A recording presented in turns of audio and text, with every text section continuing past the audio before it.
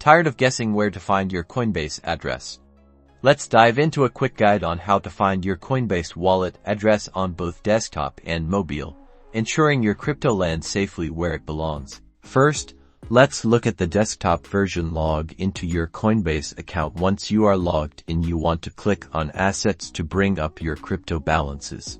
Now you can see a list of all of your crypto. Find the cryptocurrency you want to receive, like Bitcoin or Ethereum, and click on it.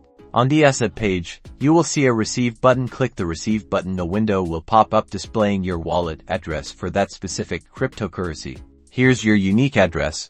Click the copy icon to copy it to your clipboard. Always double check the first few and last few characters of the address after pasting to confirm it's correct. Now let's switch over to the Coinbase mobile app. Open the Coinbase app on your phone and tap the Assets tab at the bottom. Find the cryptocurrency you wish to receive in the list and tap on it. This will bring you to the asset page. Now tap the Receive button to reveal your wallet address.